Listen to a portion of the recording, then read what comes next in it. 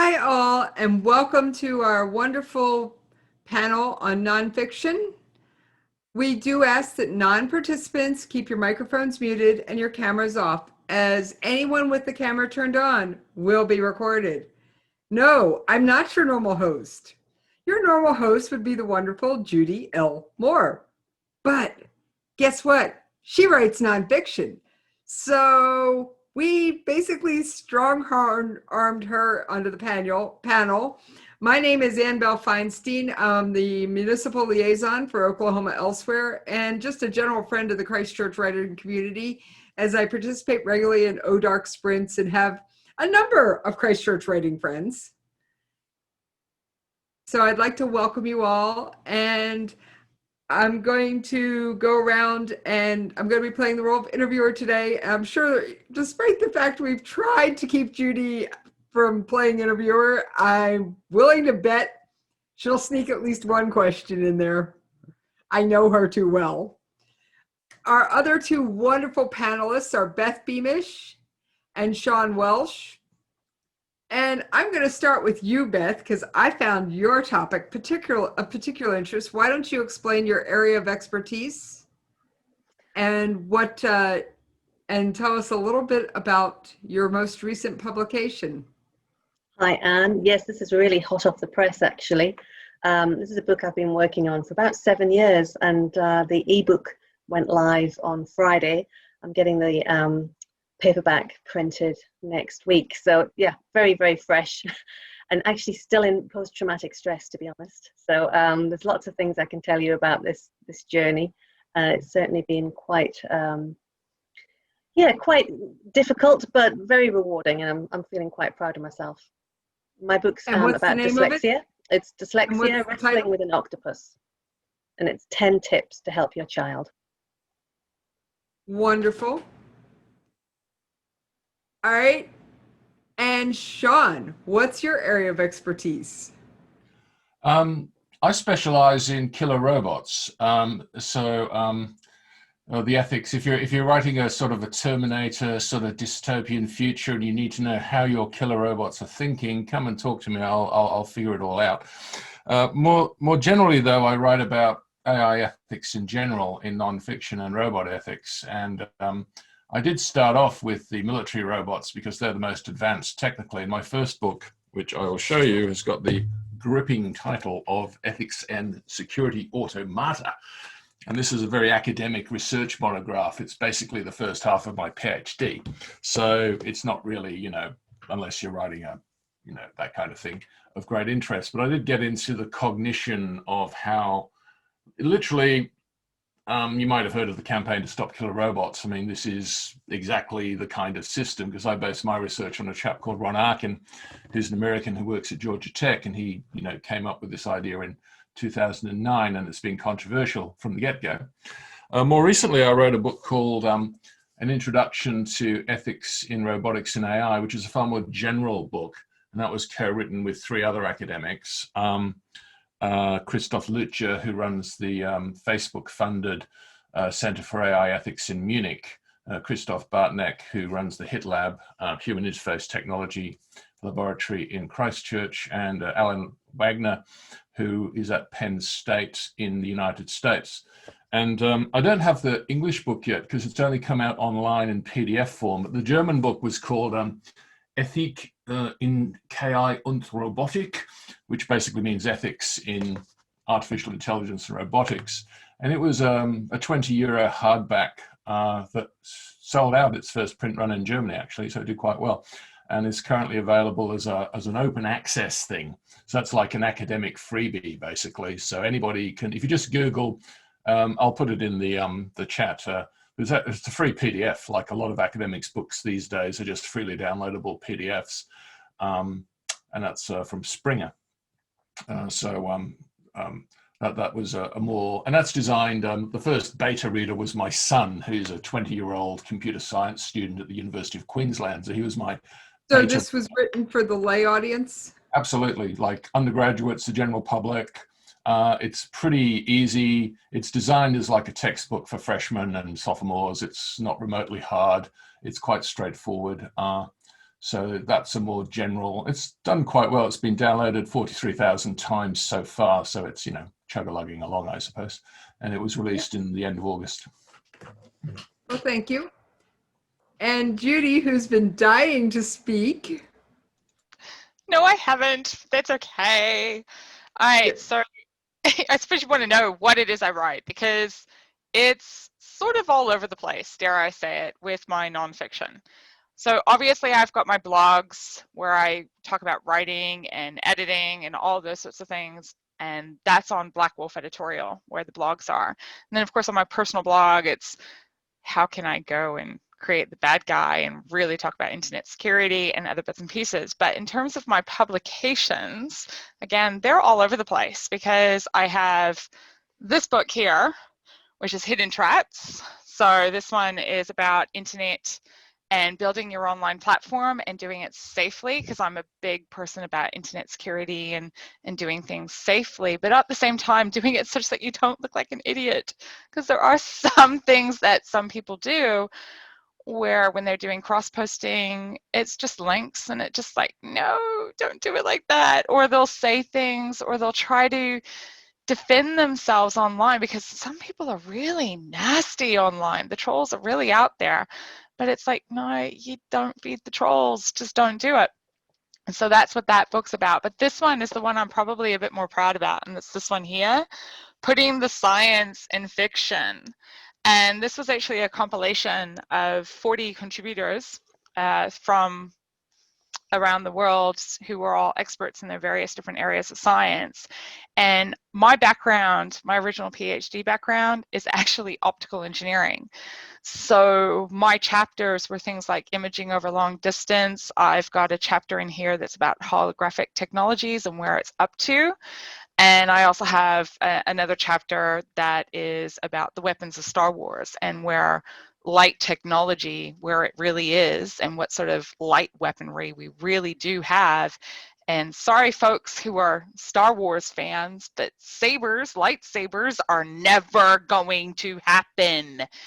They're scientifically not possible. Not as the sword, as a destructive piece of material that can destroy things, sure, they'll be around. But in terms of a sword stopping and fighting with another sword, yeah, no, dude, ain't gonna happen. So, but that's, hey, that's just me. And of course, I do have some other articles out there about talking about the differences between digital and analog photography, which again is all part of my field. And I think I'm, you know, talking about GPS and where GPS technology is at. And those ones, those articles are more, they are targeted for writers because, well, I'm sorry, you know, GPS, that's the biggest one where you'll see somebody tracing or chasing a GPS system through buildings and concrete, and suddenly that dot is just there, or it's gone through into the sewers and they're chasing it. And I'm like, yeah, no, that doesn't work that way. And that's really what I'm all about, pretty much. So I'm just, most of my publications are about helping writers, to put it blunt. So well, thank you, Judy. And that's a load of information right there. Beth, I'm going to go back to you. You wrote about dyslexia, which is something that has the ability to affect every school child. Well, one in 10 children has dyslexia. So, and it's something from a New Zealand perspective, we actually only acknowledged dyslexia existed. The government acknowledged it in 2007. Blows your mind. So there's a lot of teachers out there who've had no training in dyslexia. Yeah. Now, what were I know you put all 10 tips in your book, but could you give us just a little example of one of the tips and what made you decide to write a book on dyslexia? I mean, you don't just suddenly wake up and decide, oh, I want to research and find everything out about this learning disability without there being some motivation. No, it's true. The NaNoWriMo writing a novel in a month thing, back in 2013, actually, I was reading a blog and it said, write an ebook about something you know. And I thought, what do I know? Well, I could write about dyslexia. And that kind of kicked me off. But it was because my son has got dyslexia. And I thought, gosh, I've had to do so much research to help him. And I feel I've been really fortunate in that I had the time to do it. I was a full-time mum at that point, so I really had the time to do the research. And I just thought, what a pity if I can't share this with other parents. So that was really my inspiration. So it's the tips about the health impacts, the things that I've done in terms of my son's diet, the things I've done in terms of his nutrition and vision, hearing. There's been lots of things along the way. So I've kind of gone through the 10 major things that we've done. But I've also included a study into people with learning disabilities, a 20-year study. And they came up with the things that would make the most difference. So I've included that international research as well. So it's not just my tips, it's international research as well.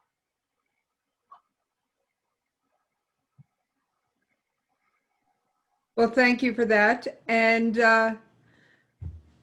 Sean, you don't just wake up and say, I want to learn everything I can learn about robot ethics. So was it undergrad, grad? Was it a science fiction movie?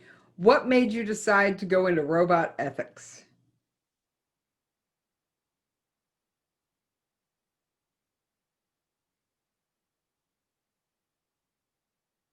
John? Hello. Sorry about that. I'm just on this. Do you hear me now? Yes, we've got you. Okay. An unfamiliar computer I'm working on here today. But yeah, what got me into it? Well, I decided to do a PhD. I didn't decide to do a PhD. I got made redundant from my job.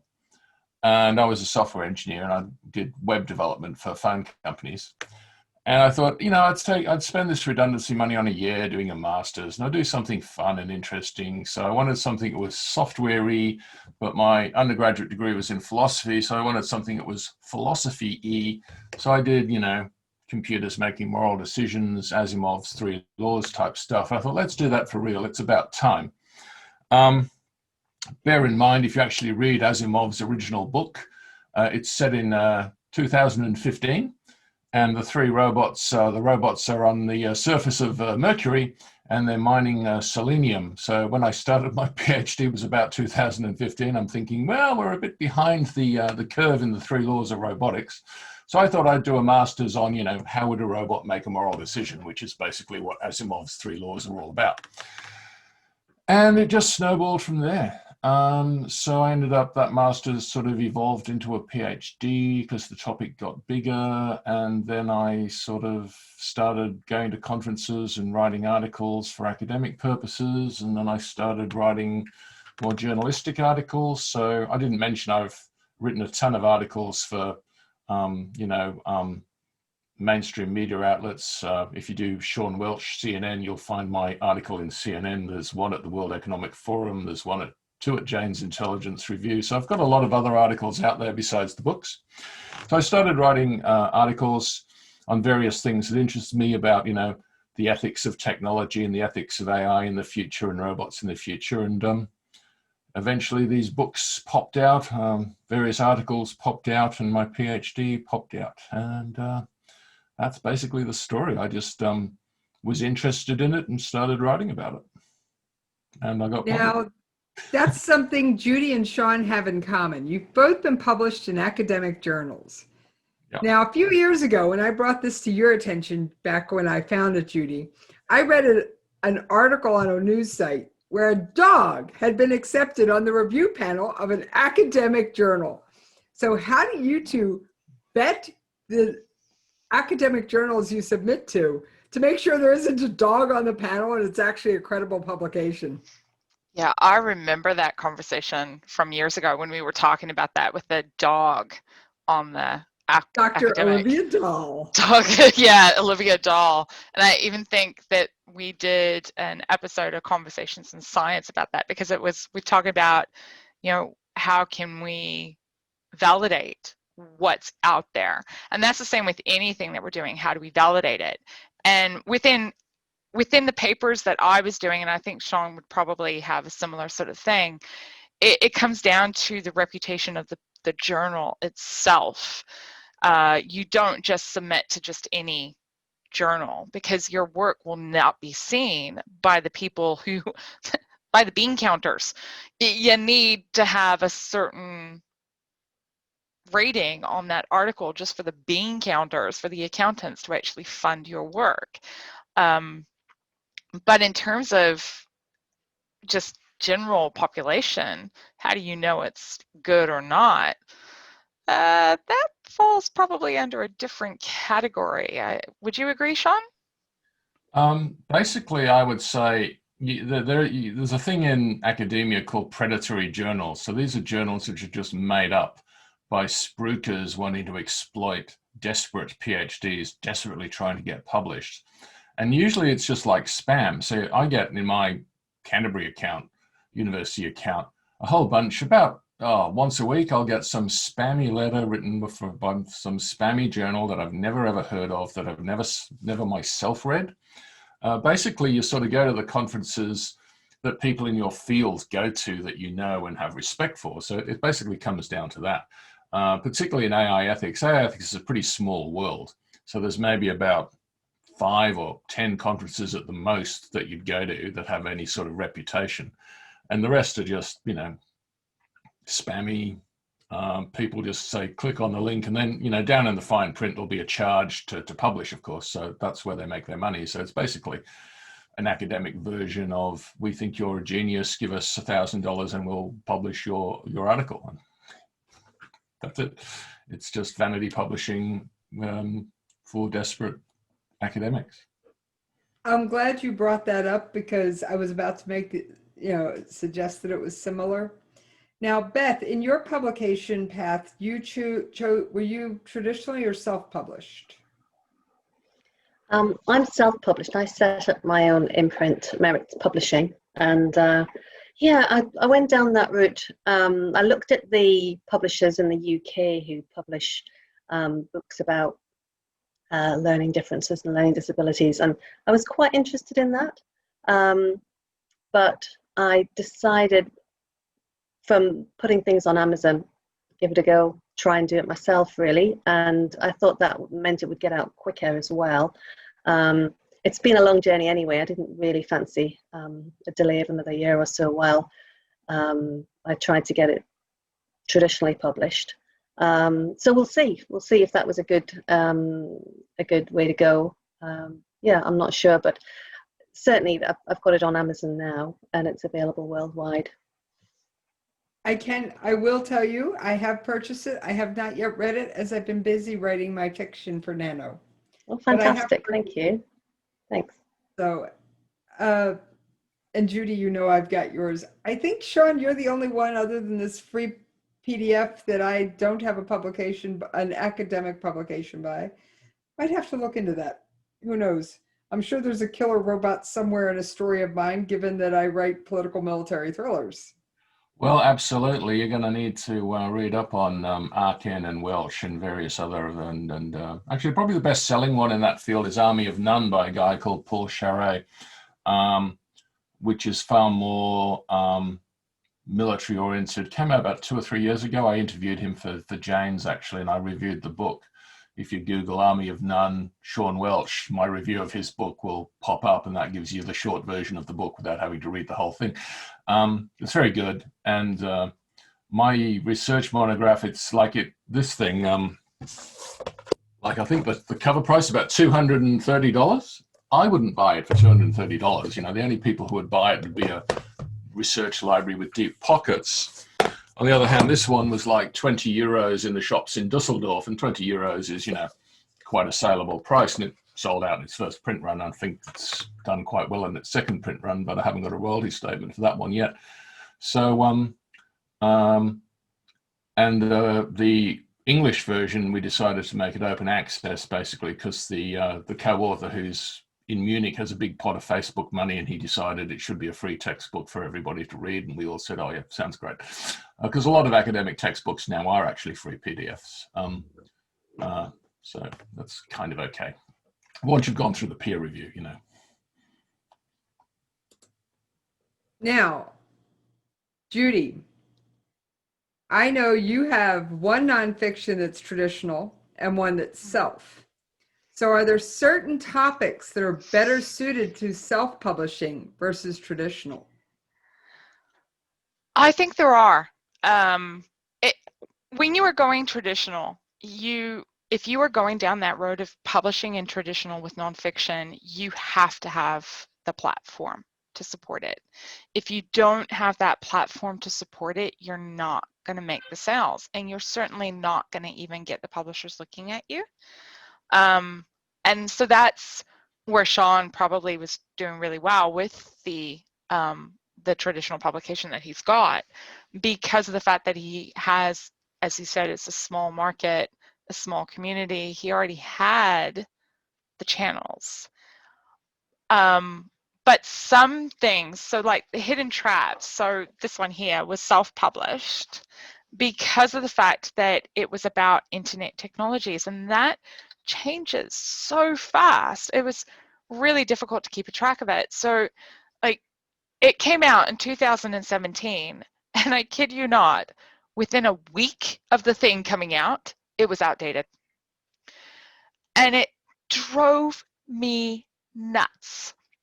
And now it's so outdated that I'm like, that's horrible. It's only been, it's 3 years, and it's so incredibly outdated that I'm like, well, there's no point in really marketing it because I can barely keep up. I could not keep up.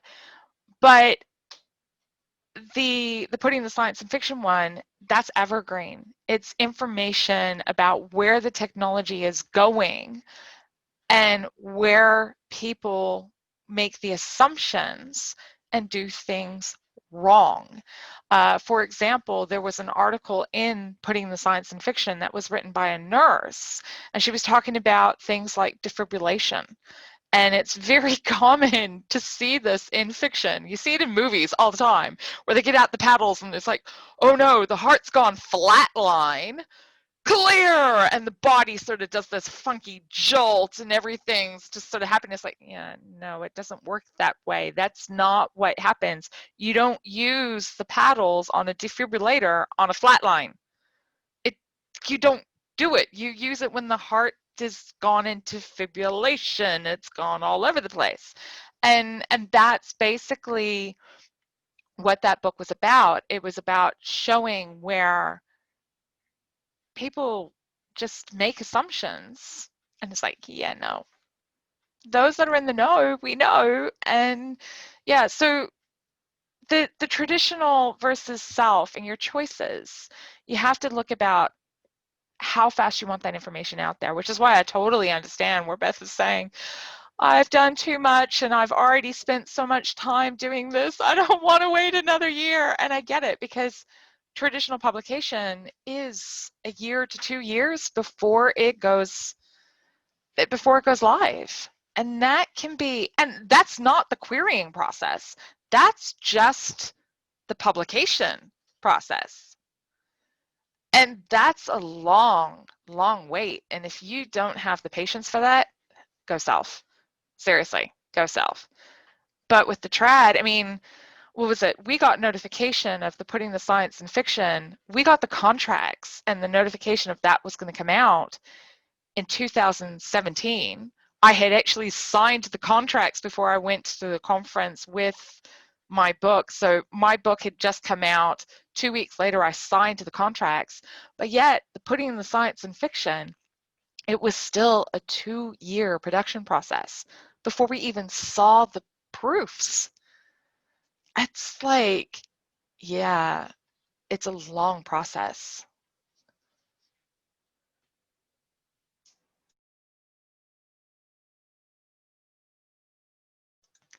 And you're muted.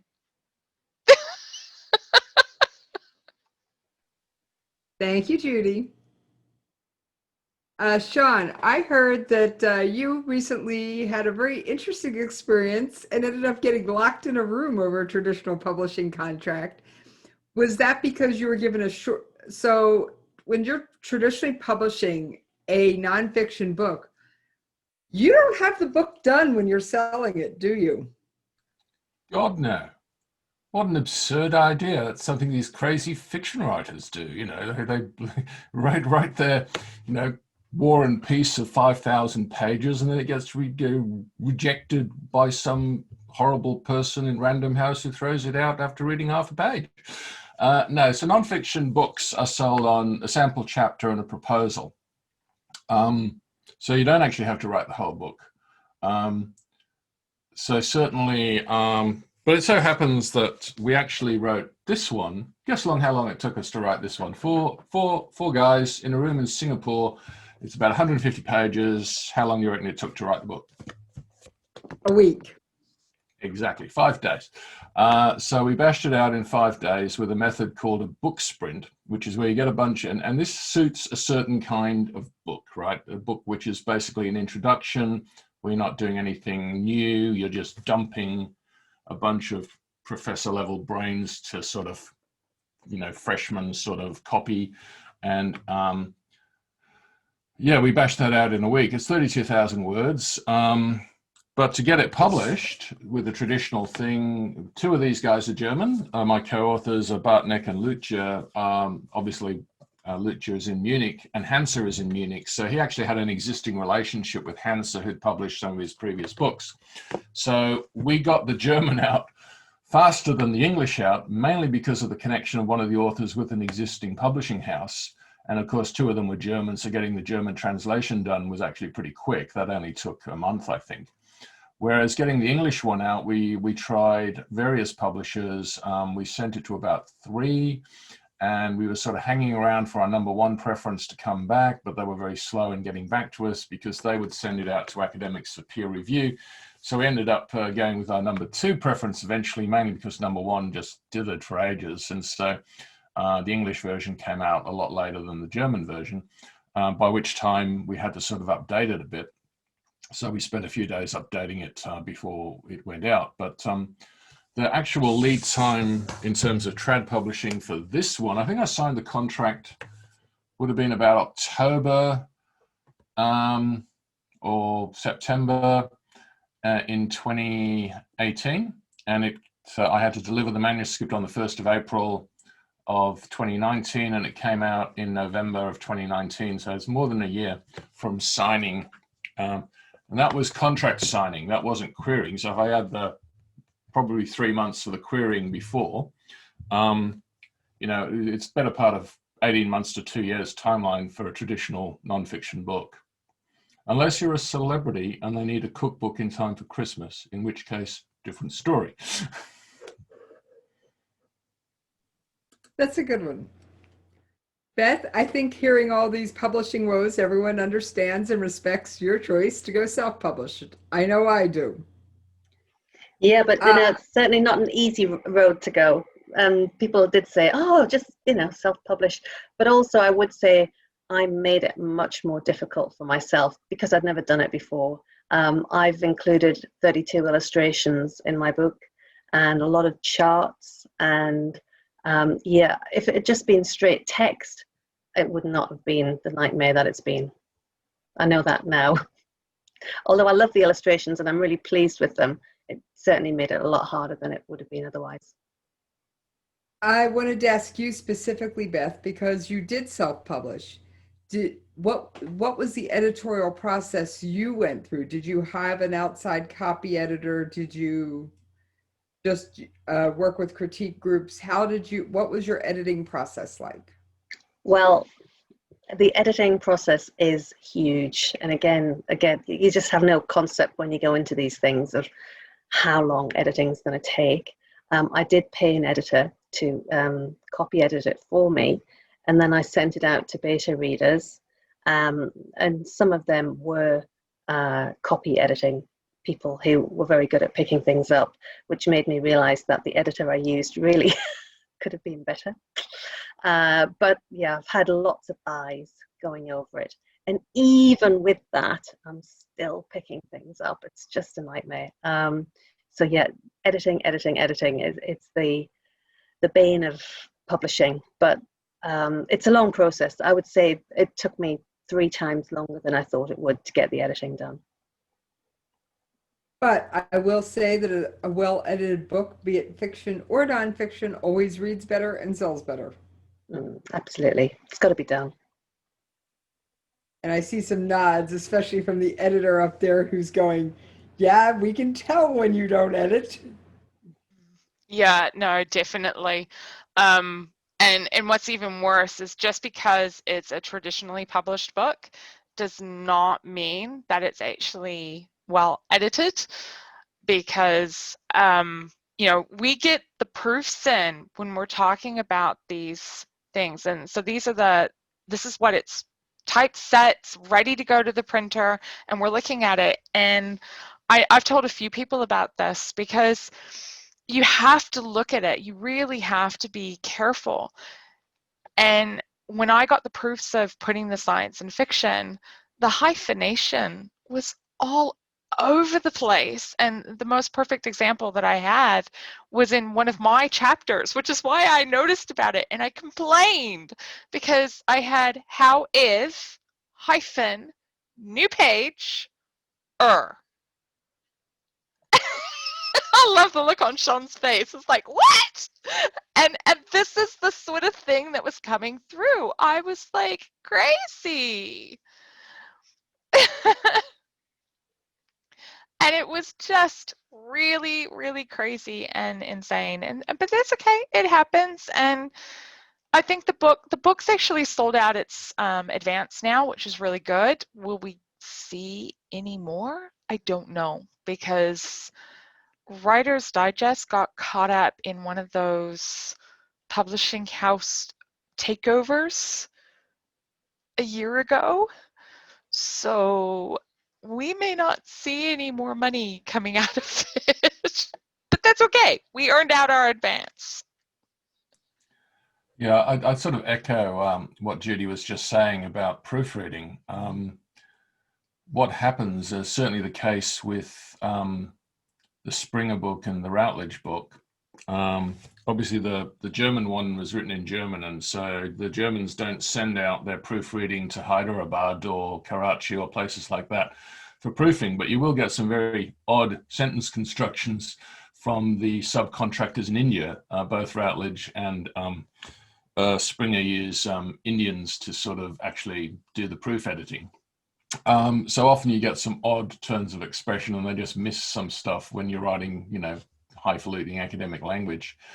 Also, when one's co-authors are not native speakers of English, this is the tactful thing. You have to sort of correct a professor who's getting 7.5 million from Facebook to discourse on AI ethics that his English isn't up to snuff. So you just make an editorial change, and just what actually happened in the final English version, we actually arranged it so that the native speakers went last. So the Germans did their edit changes, then we two, Australian and American, went last, and so we caught all of the subtle things that the Germans had missed. So you do, at the end of the day, have to do your own, read your own proofs and do your own corrections, and you should allow plenty of time for that, because you will get some fairly bizarre things. You know, you will get some errors pop through, even if you're paying for a traditional publishing deal. And I found that I got very little structural editing at all from traditional publishing. So, you know, I don't think the traditional publishers are editing as much as they used to. At least I don't believe so, in my narrow experience. I have a question from chat. Everyone is wondering, where do the experts get their information? And how do you know that the information you got is credible? Now, we touched on this briefly with Judy, so I'm going to let Sean start off, and then Beth can go from there. You get to clean up, Judy. So, Sean, where do you get your information on ethics, and how do you know that that source is credible? Well, you know, you just do research, obviously. So except for the stuff that's I'm inventing. So I do have a couple of little inventions in my work that's novel to Sean, so to speak. But mostly you get it from other books. And you quote them. So you obviously, if you're writing an academic book, you have footnotes and you say, this is what Kant says, and this is what John Stuart Mill says on page 63, and you quote them verbatim. So you just have to just do your fact checking and do your research and name your sources. The sort of book I'm working on at the moment is it's a non-fiction project about the Canterbury earthquakes, but again, it's like I had an interview with such and such a person and this is what they said, or I got this data from the GeoNet about earthquakes and this is the earthquake history of Canterbury in 2011, and you just name your sources and check your facts. And it's not really a matter of, deciding whether to believe Fox News or the New York Times, neither of which I would regard as credible sources. I'll believe their weather forecast as far as I believe any weather forecast beyond that, and maybe their sports scores. Beyond that, I want a better source. Yeah. But anything else, it's like, for crying out loud, it's so slanted and biased. It's like, can you just give me a fact without your opinion? Just a plain fact, tell me the score. This was really a challenge for me, Anne, because I'm an artist. I'm not a scientist. You've got Judy and Sean there who've worked in universities and know all about crediting sources. So this was why mine was a very long process, because I kind of wrote the thing and then my husband is a professor, so I had to sit down with him and go, okay, so how do I actually do this? How do I reference things? And I had a lot to learn. And also I have quoted from 2 other books, so I had to contact the publishers and ask for permission to use the quotes that I've used, and I had to pay for those quotes. And yeah, it's all very technical. Again, I was completely ignorant when I went into this, but I've learned a lot along the way. I would add to what Beth just said as well. With a shorter piece, often the hyperlink is acceptable, particularly if it's an online outlet. It's not necessary you have to do footnotes and whatnot. You can just have a link under the word in your article.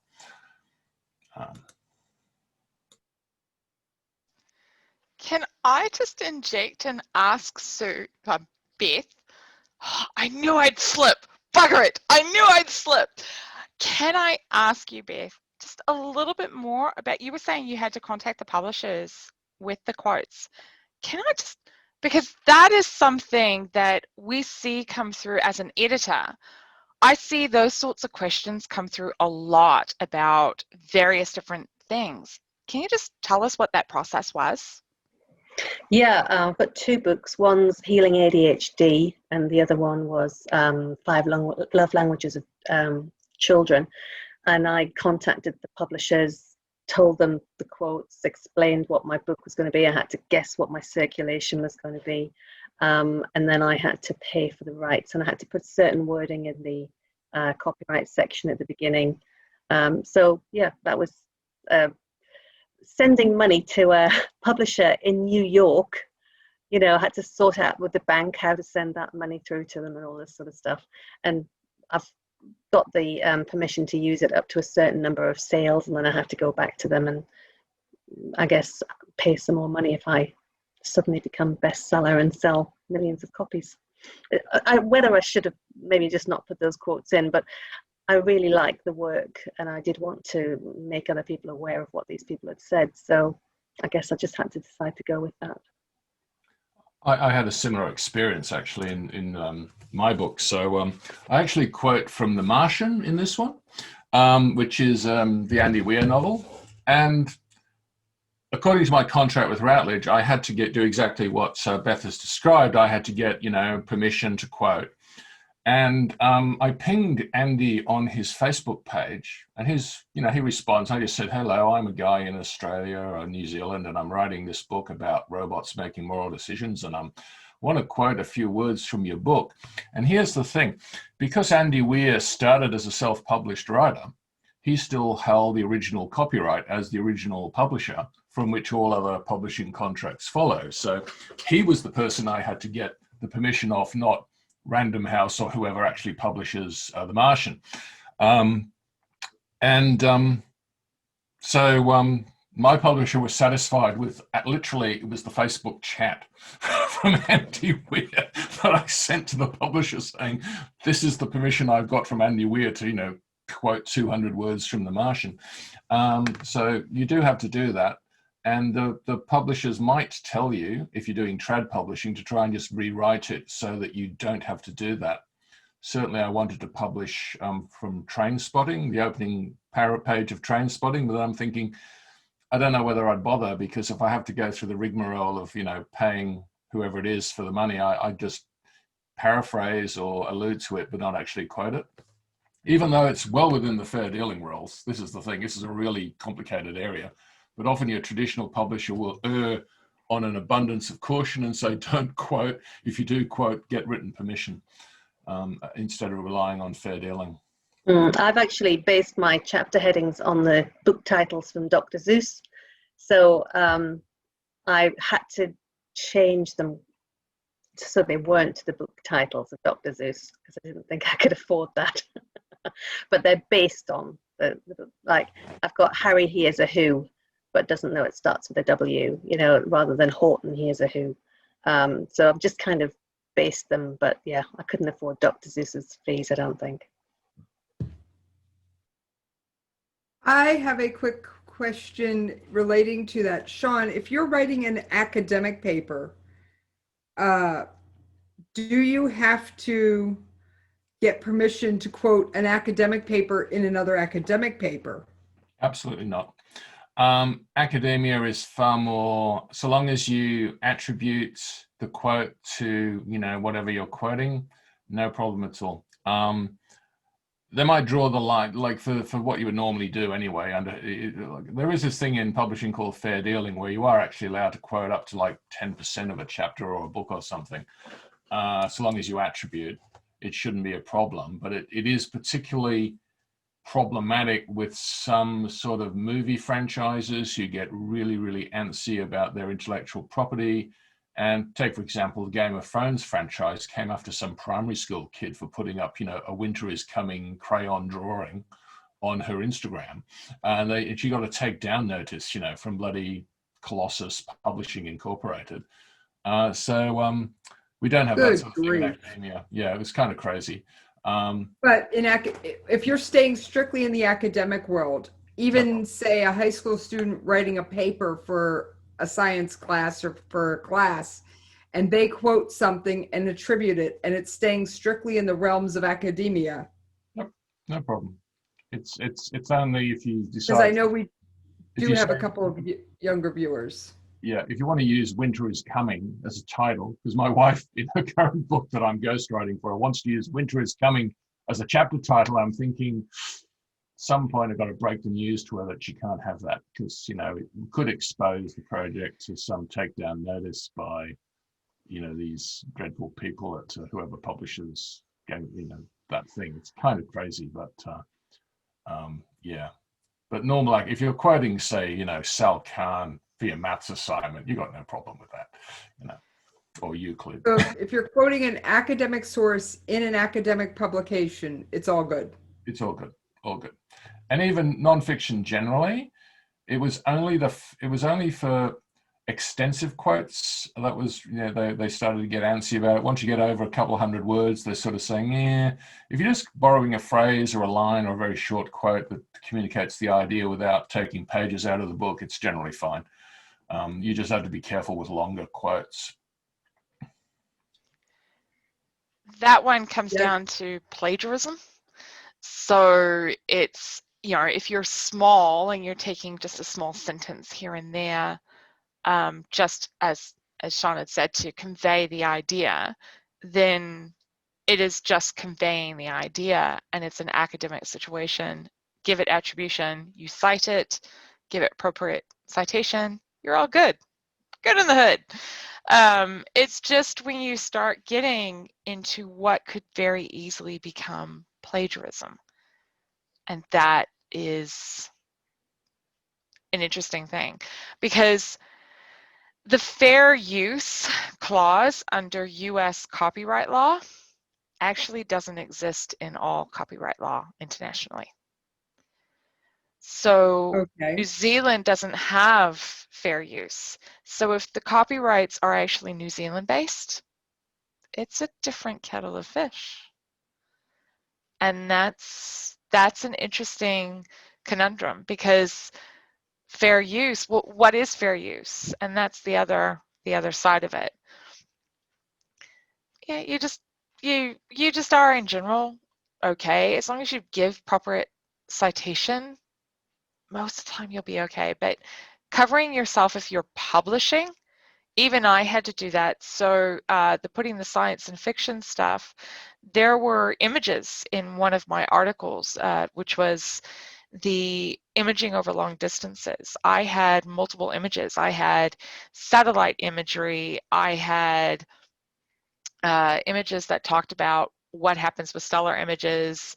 I had actual an actual paper that was being cited, where the image showed it was a house. It's a photo that's used in Australia to talk about how imaging over long distances work.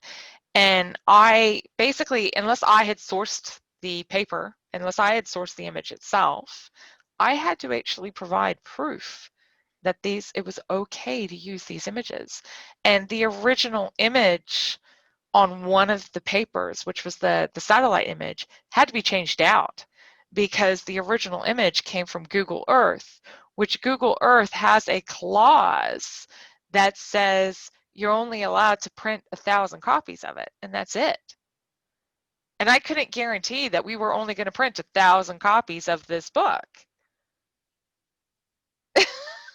So we had to source another image for that image. And as a consequence, the article says that, Google Earth, because it does talk about Google Earth in the article, but I had to actually say that this image is not a Google Earth image, because because of copyright issues. There was no way we could use it. It's called cover the butt. Make sure that you do not get sued. We do not want to go there. Okay. Now, all of you have written and published some form of nonfiction. How do your friends, colleagues, art buddies, how do they view your nonfiction writing? And do they celebrate with you as much over that as they do other events in your life? Or are they sometimes, oh, it's just another nonfiction publication, or it's just this, and blow it off? And Beth, since you've been quiet the longest, it's your turn. That's really interesting, actually, because you have to do it for yourself, don't you? You can't do it for other people to celebrate you. And I have mentioned it to my family that I'm writing, not my family in the UK, that I'm writing this, no interest whatsoever.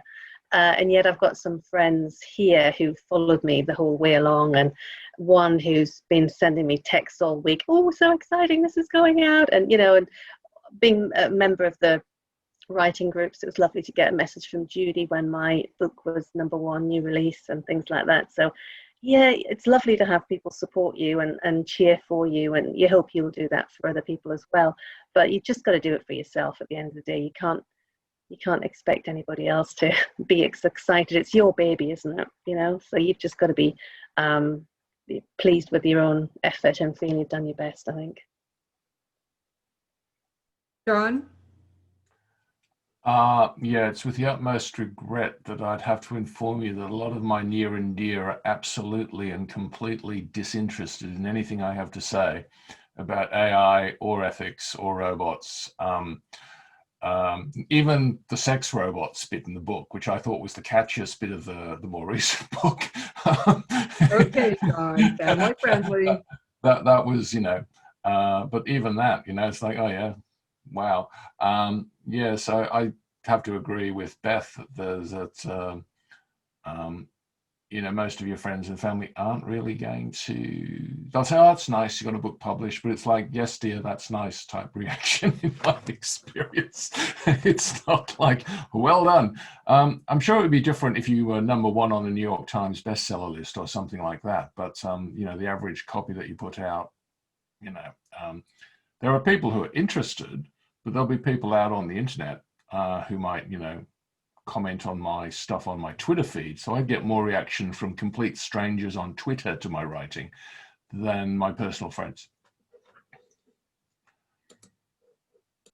Okay. And Judy, what was the reaction among your friends and colleagues and things?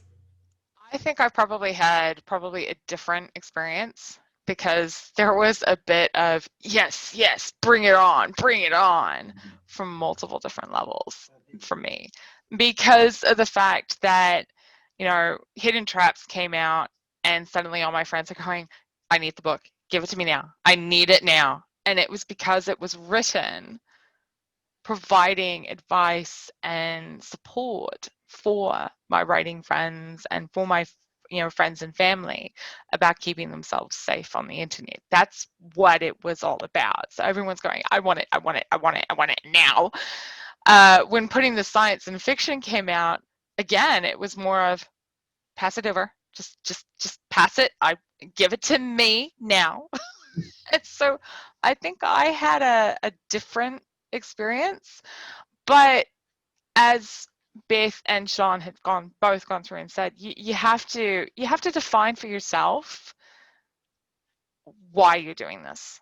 What is your motivation? What is it you want to get out?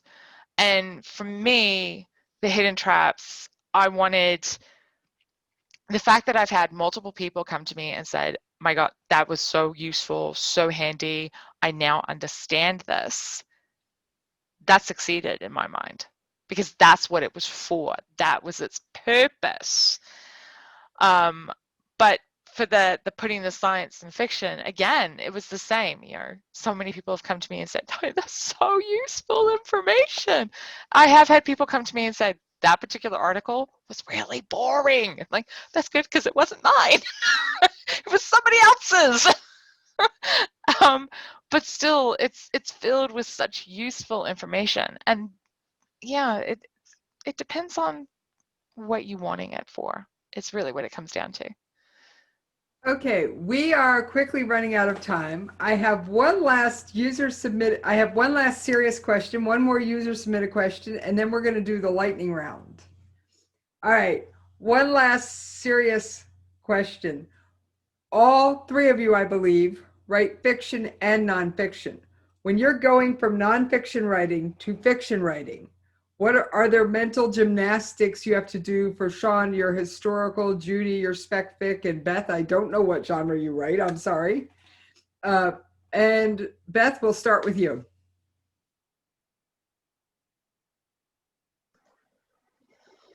Well, I'm a reader as well, so even when I'm writing nonfiction, I'm reading creative fiction. So I guess I'm keeping that ticking over. I have found getting this last few months, getting this book out, I haven't been able to write much fiction. I've been very much focused on getting the nonfiction book out. But actually what it's done is it's made me desperate to get back to writing fiction. So after a wee break, I'm going to get back into my historical fiction. Yeah, I think it's nice to have both. And also, I think for me, what I really feel is I need creativity, because I wasn't able to write fiction when I was trying to get my book finished. I was doing more painting. I actually needed to have a creative outlet still, because otherwise it felt too hard, really hard. And I needed to do something creative just to keep myself going. But yeah, I'm looking forward to getting back into writing fiction. Okay. John? I write historicals and or I write satires. I guess the great difference between fiction and non-fiction is fiction you don't have to bother with footnotes, you can just make stuff up. So it's a lot quicker. But on the other hand, with fiction, you do have to sort of build a world and build characters and sort of make them live more. So it's more difficult, certainly a lot harder to get published in fiction than it is in nonfiction. I've found much more success with, very specialist niches in nonfiction than I have with fiction. But I don't think the actual writing is so hard. Fiction I find relaxing and it's kind of fun, and you can just type away some story and then edit it and try and make it tighter and bring the characters to life and so on. With history, with the historical, you're sort of, making up politics and making up wars and conflict and drama. So it's kind of semi-factual if you are writing a story set in a real fiction, but you can, of course, write an alternate history and sort of change history as well, which is fun. But it is kind of like historical, so it's sort of semi-factual fiction, so to speak. So it's not hugely different, apart from the characterization and the plot elements. Okay, before I move on to Judy, we do have a question in chat that I will slip in since we've got Sean.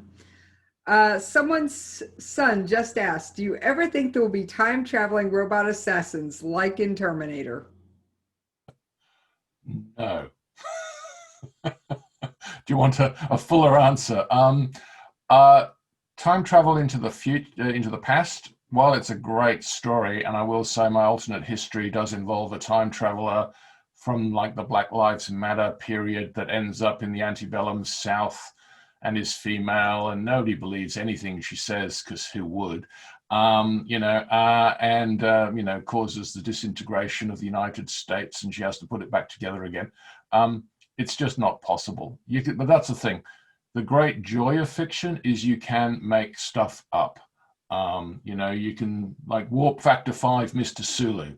Will never happen, right, Judy? Because, C5C is not, no, you can't go at 5C, you can go at C, the speed of light, that's it. So a lot of fiction, you are allowed to make stuff up, and that's the fun of it. But unfortunately, I don't think we need to worry about future Terminators. The Russians, the Chinese, the Americans, the Australians, and various other countries are making real Terminators today. So perhaps we should be more worried about actual near future Terminators that will come from the present day rather than the distant future.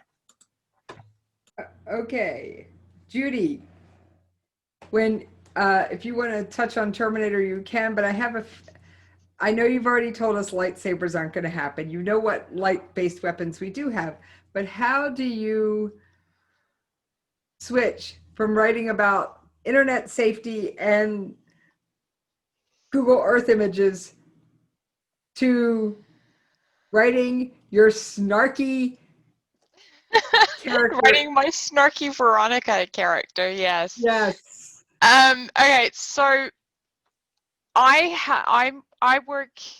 fiction that I'm writing is mostly crime fiction. And what I do, the way my brain works, is I take the science and my science knowledge and I go, what joy and fun can we have with this today? And so, like, I have in one of my novels, which I'm currently querying at the moment, and so I totally understand where Sean was saying it's very hard to get noticed for publishing fiction. In that novel, I have a bad guy who is actually using the internet, using social media to find his victims. And there is a section in that novel that says Facebook Security 101. And I think it's about 2 pages, a page to 2 pages worth, that actually says historically what has happened with Facebook and where the security has gone wrong. So I do incorporate all of that into my fiction. The advantage that I have is I've actually shared my academic writing a long time ago. So one of the things within academic writing is you don't use contractions. You use a very much a formalized way of speaking. It's not casual. It's very technical, very business-like, very sterile, really. It's actually quite, I use one word when you can use 5. yeah, and it is quite boring to read. I mean, I think you have to take special classes to write such that it will put you to sleep, because academic writing does put you to sleep. I shed that years ago.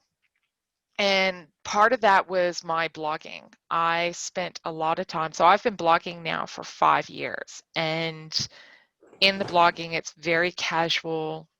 This is my voice, it's how I talk to people, it's the way I say things. And that's what my nonfiction voice is like now. It is very much that casual tone. And as a consequence, my blogging voice has got elements that are very similar to my fiction voice. So I don't have to retrain myself to not use, to use the contractions versus not using contractions.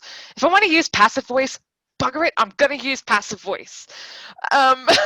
I don't have to do all of that sort of thing.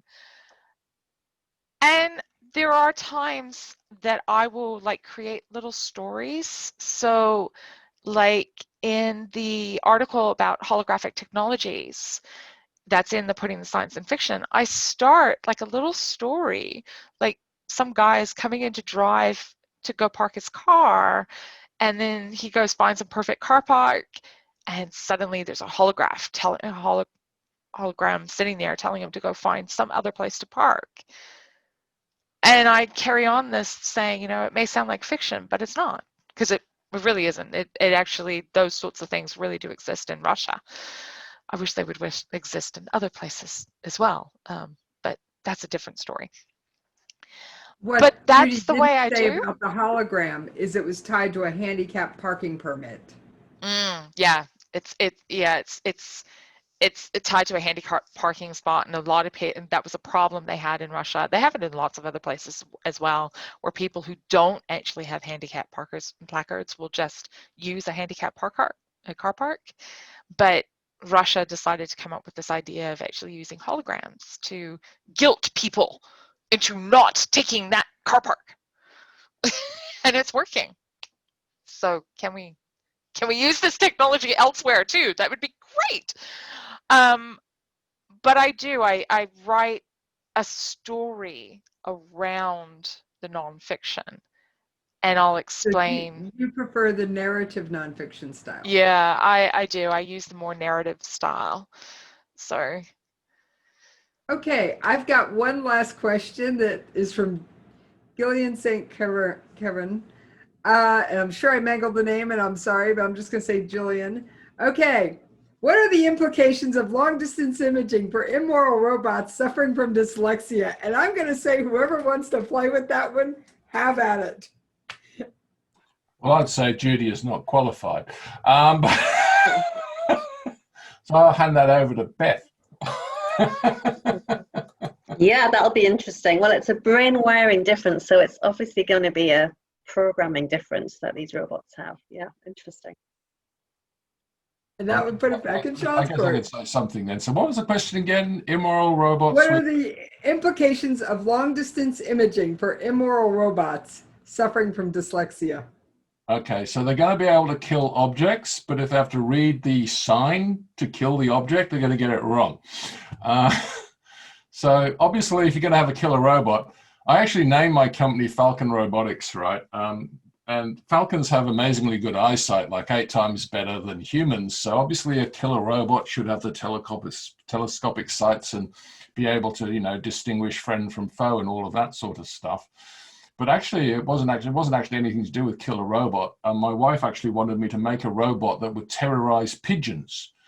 So the idea of Falcon Robotics was to scare off the pigeons from crapping on the university, because they do that. Pigeons are very, they'll defecate anywhere. They're quite pesty creatures. Airborne rats, my wife calls them.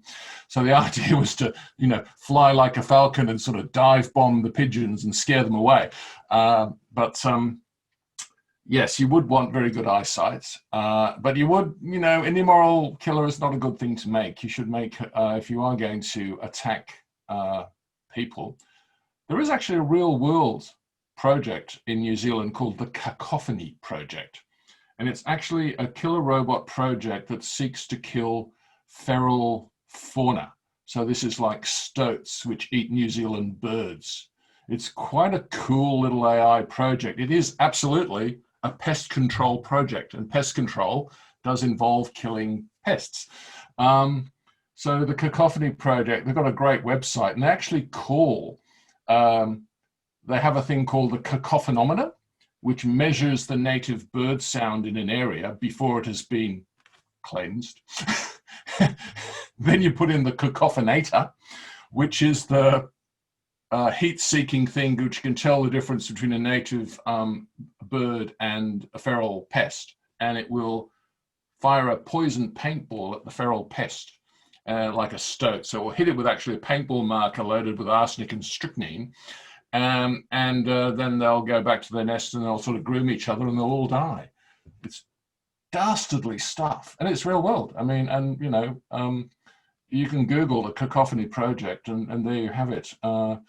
And I'm sitting here looking at the fiction writers that have graced us with their presence, wondering how many are scribbling down notes on this right now. Don't worry, it is being recorded, and Judy will get it up on YouTube as soon as possible. All right, now, thank you for the wonderful answer. That was a great one. We are going to do a quick lightning round. These are just fun questions that shouldn't take you more than a couple seconds. So just leave your mics unmuted for this one and we'll get right to it. Coffee, tea, or wine? Judy. Tea. Beth. Peppermint tea. Coffee. Sean. Coffee. Okay. Sean, sweet or savory? Savory. Beth. Savory. Judy. Sweet. Favorite writing snack? Sean. Coffee. Beth. Chocolate. Nuts. I'm sorry? Nuts. Judy. Chai latte. I've got to have my chai latte. Awesome. Cookies or biscuits, as you call them overseas, or cake? Judy. Oh, that's hard. Both? Beth. Biscuits. Thank you. Sean. Both, but cake at a pinch if I have to choose. All right. Last question. Judy, favorite flavor of ice cream? The cookie dough. Cookie dough. Beth. Passion fruit. Sean. Rum and raisin. Arr. All right. I thank all of you very much. What I'd like to do, if all three of you can stay with us, I'd like to end the recording and then invite any listeners who have questions that they didn't get answered to unmute their mic, but we wanted to end the recording before we do that.